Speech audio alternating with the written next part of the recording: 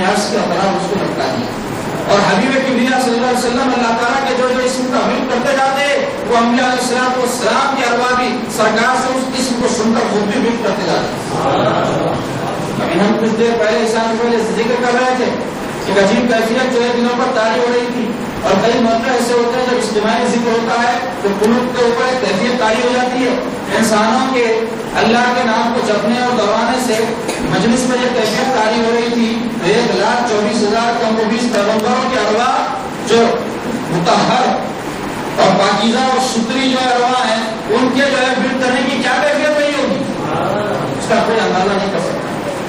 پھر اس کے بعد وہ نور پاک جو ہے اللہ تعالیٰ کے ایسی اسماء کو جو ہے فٹ کرتا رہا اور ایک اس میں پاک کو فٹ کر رہا تھا تو اس نور پاک کے اوپر جو ہے شرم آئی تو اس سے جو خطرات جو ہے چپکے تو اللہ تعالیٰ نے اس سے مومنوں کے حقوق کو پیدا فرمایا.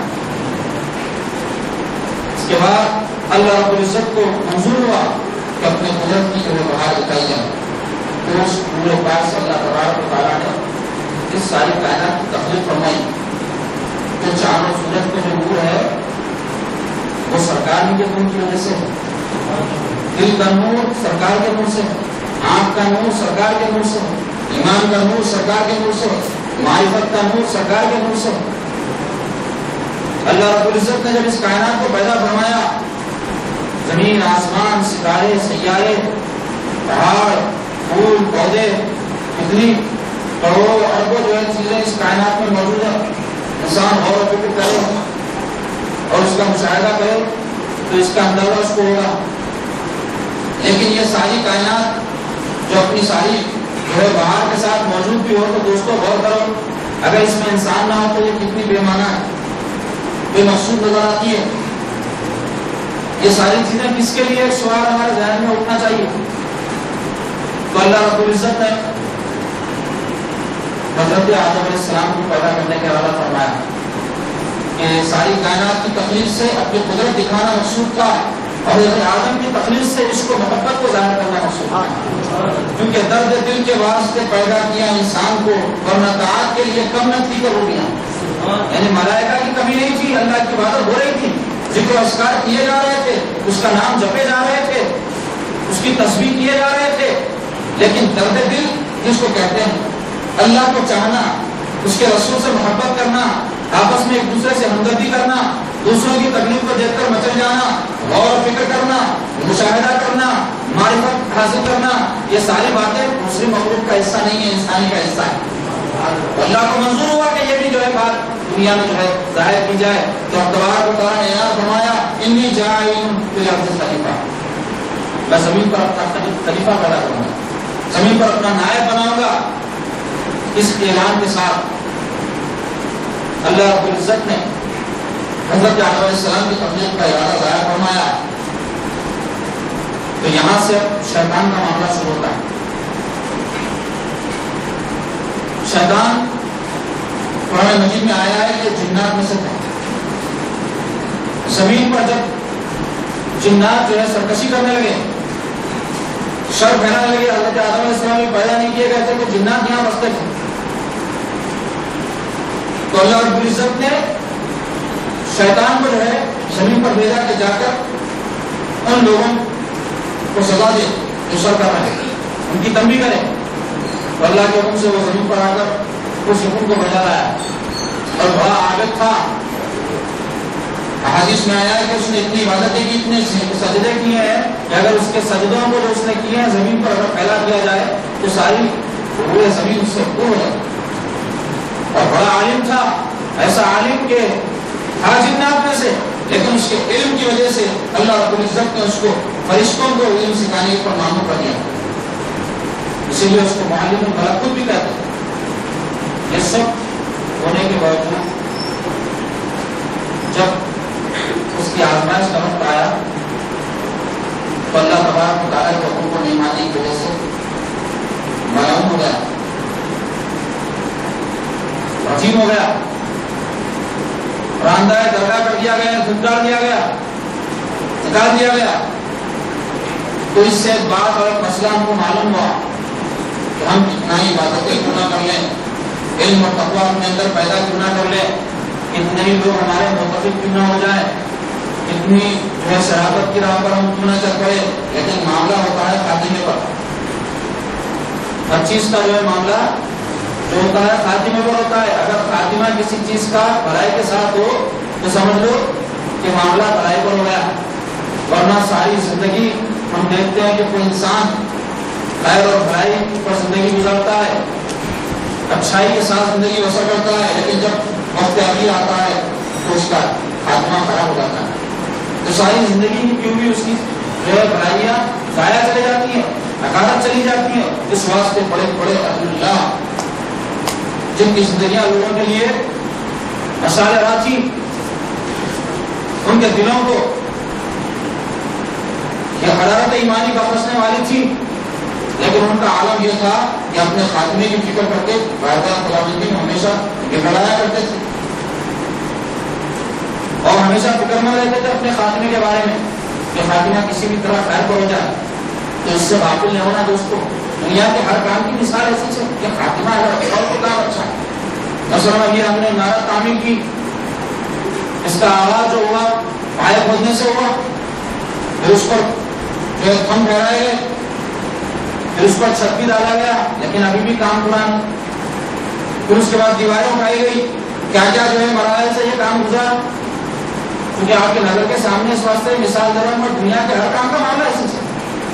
تو کئی مراحل سے گزرنے کے بعد اس عمارت کو رنگ روغن بھی کیا گیا، لیکن جب اس کو اختتام کو پہنچانے کی بات تھی، اگر اس وقت کوئی کام ایسا ہو جاتا کہ یہ عمارت کی چھت جو ہے بہ جاتی یا اس کے کالم ہو جاتے یا کوئی اور ایسی بات ہو جاتی جو ناگہاں اور جو ہے حادثے کی شکل میں ہو، تو کیا اس کام کو ہم بہتر سمجھتے؟ ہم نے اس کو اچھا سمجھا. اس کی دلکشی ظاہر ہوئی کب؟ جب کام اچھی طرح سے پائے پبلی کو پہنچ گیا، اس کا خاتمہ اس کا اچھا ہوا. تو ایسے ہی زندگی کے کئی کام ہیں. ایک آدمی کاروبار شروع کرتا ہے، لاکھوں روپے کا سرمایہ لگاتا ہے، اس کے پیچھے محنتیں کرتا ہے، آمدنی شروع بھی ہوتی ہے. کچھ دنوں کے بعد اگر اس کے کاروبار کو کوئی حادثہ لاحق ہو جائے یا ایک بہت بڑا دھکا اس کو لگ جائے، نقصان ہو جائے اس کا، تو سارا ستیہ ہو جاتا ہے معاملہ. تو اس لیے کہ اس کا خاتمہ اچھا تھا.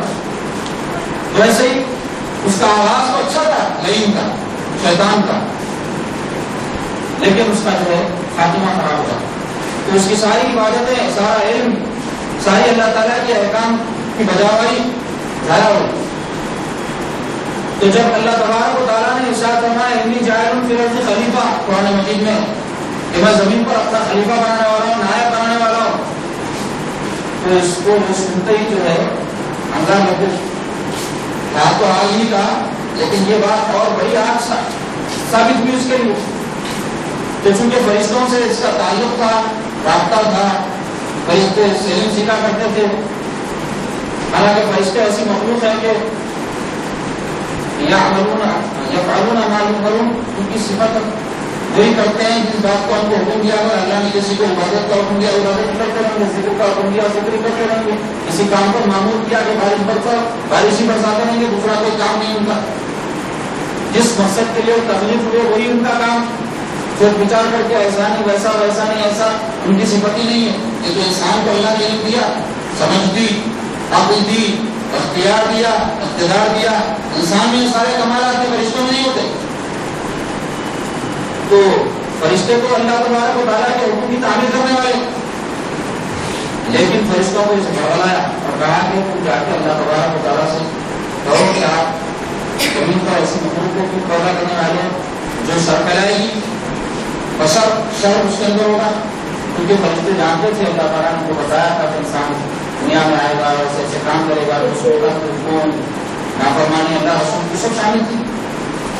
تو یہ سکھایا جا کے بولو اللہ کو کیوں؟ اس لیے کہ اس کو یہ خیال پیدا ہو گیا تھا کہ اس کی جو ہوا ہے، اس کی جو عزت ہے، اس کا جو مقام ہے، جو مرتبہ ہے، انسان کے پیدا ہونے کے بعد تم کو چلا ہے. ایسا سوچنا سب کا لاتا، بدگمانی کا لاتا. اللہ رب العزت نے انسانوں کو دنیا میں مختلف مراتب اور ان کو مختلف جو ہے درجات ادا کیے. دنیا میں مال و دولت کے اعتبار سے دیکھو تمام کے لوگوں میں فرق ہے، کوئی زیادہ، کوئی کم، کوئی بہت کم، کوئی کسی کا محتاج، کوئی کسی کو نوازنے والا. ایسے علم میں، ہنر میں، مختلف جو صلاحیتوں میں اللہ نے لوگوں کے اوپر تفوق رکھا ہے تاکہ یہ کائنات کا نظم قائم کرے۔ اب اللہ نے کسی کو کچھ عطا کیا دوسرے کو یہ بدگمانی ہو جائے کہ ان کو جو مرتبہ ملے گا تو میرا مرتبہ چھین جائے گا، تو یہ بری بات شیطانی صفت ہے۔ تو اس پر ایسا خیال ہوا کہ حضرت آدم جب خلافت کے منصب پر فائز ہوں گے تو میری ہوانی ہو جائے گی۔ تو حضرت آدم علیہ السلام کے اس مقام اور مرتبے سے اس کو حسد ہوا، جلن ہو گئی، کہنے لگا تاکہ دعا مت پیدا کرو، کیوں پیدا کرتے؟ تو فرشتے آ کر کہنے لگے فاض و تجار فیہا من یشرک کیا اور اس کو دماغ، اے اللہ قالوا، فرشتے کہنے لگے تجار، آپ کیوں پیدا کرتے ہیں فیہا من یشرک، جو اس میں زمین میں فساد برپا کرے اور خون بہائے؟ پھر کہنے لگے فرشتے نحن نسبح بحمدک ونقدس لک، اے اللہ ہم ہے نا آپ کی تسبیح اور تقدیس بیان کرتے ہیں، یہ کافی ہے کہ اس کو کیوں پیدا کرو؟ تو اللہ تبارک و تعالیٰ نے ارشاد فرمایا قال انی اعلم ما لا تعلمون، اے نادانوں میں جو جانتا ہوں مجھے جس بات پہلے میں عالم الغیب والشہادہ ہوں، تم اس کی حکمتوں کو نہیں جانتے۔ آدم علیہ السلام کو پیدا کرنے سے کیا مقصود ہے تم کیا جانو؟ جو عشق محبت درد دل انسان کو اللہ تعالیٰ عطا فرمانے والے تھے، اس کی فرشتوں کو کیا خبر؟ درد دل کے واسطے پیدا کیا انسان کو، ورنہ طاعت کے لیے ورنہ تھی کرونیاں، صرف طاعت مقصود نہیں تھی، درد دل جو جذبہ انسان کے دل میں ہوتا ہے، طلب جو ہوتی ہے، محبت و چاہت جس کو کہتے ہیں، یہ انسان کا خاصہ ہے۔ تو اس پر جو ہے فرشتے خاموش ہو اس بات پر قال انی اعلم ما لا تعلمون، کہ اللہ تبارک و تعالیٰ نے چاہا کہ اب حضرت آدم کو پیدا کر رہا ہوں تو یہ فرشتوں کو شکوک و شبہات ہو رہے ہیں ان کی شخصیت اور ان کی عظمت کے بارے میں، تو اللہ رب العزت نے اس بات کو پسند فرمایا کہ حضرت آدم کی عظمت ملائکہ پر ظاہر کر دی جائے، ان کا مقام اور مرتبہ کسی کو خاموش کرنا ہو تو جس شخص سے ان کو اس کو اعتراض ہوتا ہے، اس کی شخصیت کے متعلق اگر کوئی بات ظاہر کر دی جائے تو اعتراض کرنے والا خاموش ہو جاتا ہے۔ دنیا میں بھی دیکھا ہوتا ہے کسی شخص سے متعلق لوگ کہتے ہیں ایسے ہے ویسے ہے، ان کی صلاحیت نہیں ہے، وہ نہیں ہے، یہ نہیں ہے، اور وہ شخص میں کیا صلاحیتیں ہیں اگر لوگوں کے سامنے پیش کر دی جائے، وہ صلاحیت والی شخصیت کو اپنی صلاحیت ظاہر کر دے تو وہ لوگوں کے منہ بند ہو جاتے ہیں۔ تو اللہ تبارک و تعالیٰ کیا کہ وہ علم آدم الاسماء کلھا، تو فرشتوں حضرت آدم علیہ السلام کو اللہ رب العزت نے تمام اشیاء کے نام سکھا دیے۔ علماء کہتے ہیں وہ علم آدم الاسماء کلھا، اللہ تعالیٰ نے اپنے اسماء کے جو ہے تمام معنی سکھا۔